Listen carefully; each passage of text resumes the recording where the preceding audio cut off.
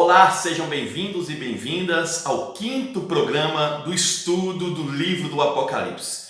Hoje o objetivo nosso é estudar a estrutura que foi composta aí, o que foi estabelecido para o estudo do livro do Apocalipse.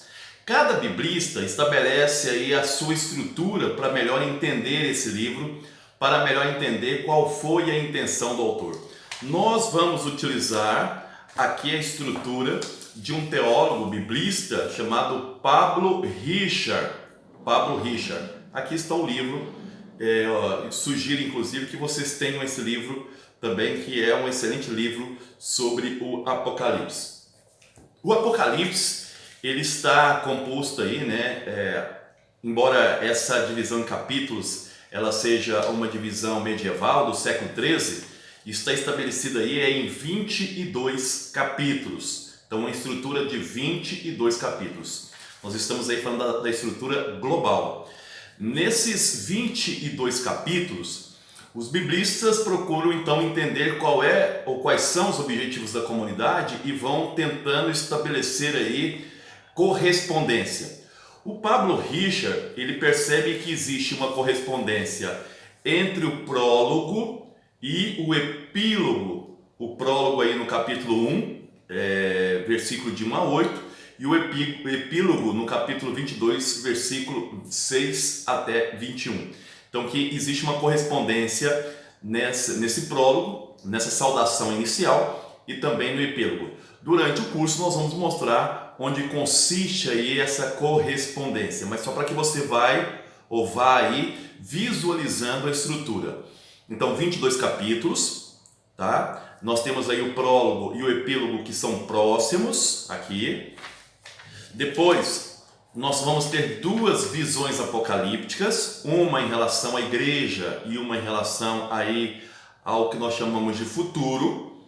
E nós estamos então aqui, capítulo 1, versículo 9, e depois capítulo 3, 22. E aí nós vamos ter então aí o finalzinho, o capítulo 19, versículo 11, até o 22, capítulo 5.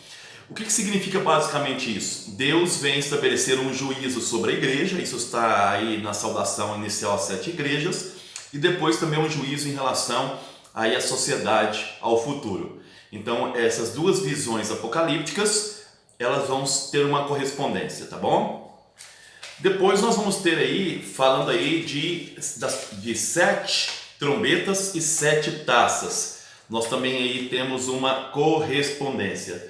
As trombetas, o capítulo 8, versículo 22 a 11, versículo 19. E depois as taças, nós temos aí o capítulo 15, versículo 5 até o 16, 21. Qual é a correspondência que existe aqui?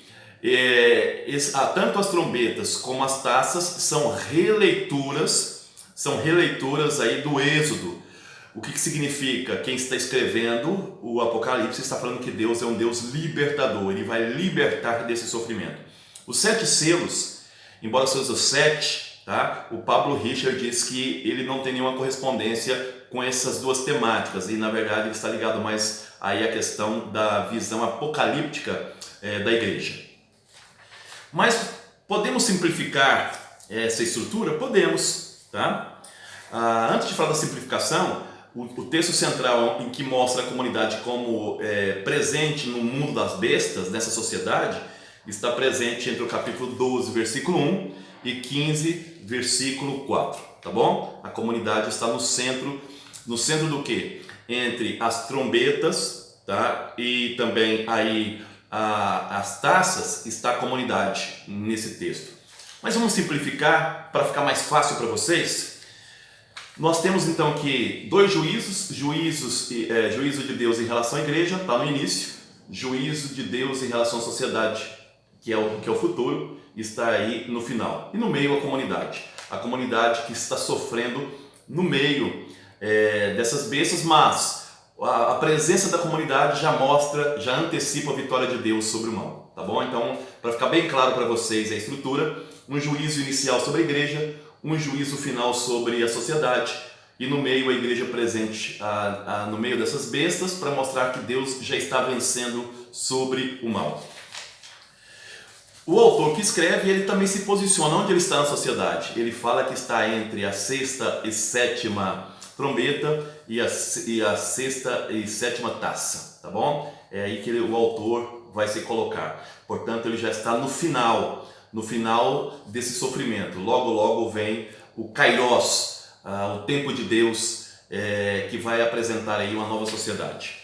Então, 3 pontos são importantes para a gente entender essa estrutura. O primeiro ponto aqui, a comunidade vive um tempo presente. Apocalipse não fala de futuro.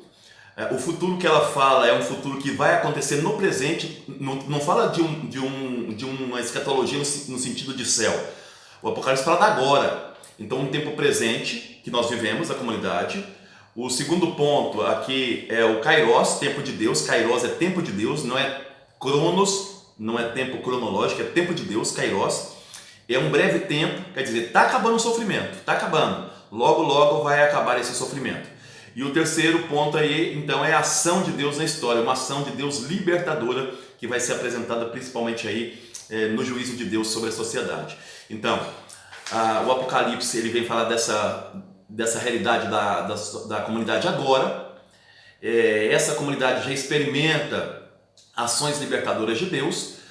O sofrimento que nós vivemos agora vai acabar breve e Deus vai vir julgar essa sociedade que nos oprimiu, tá? Então essa é a ideia. Então Apocalipse, de novo, para ficar claro para vocês, não é um livro de adivinhação, não é um livro de medo, como nós já vimos pela chave de leitura, é um livro de profecia, no sentido positivo da palavra, de denúncia e de anúncio.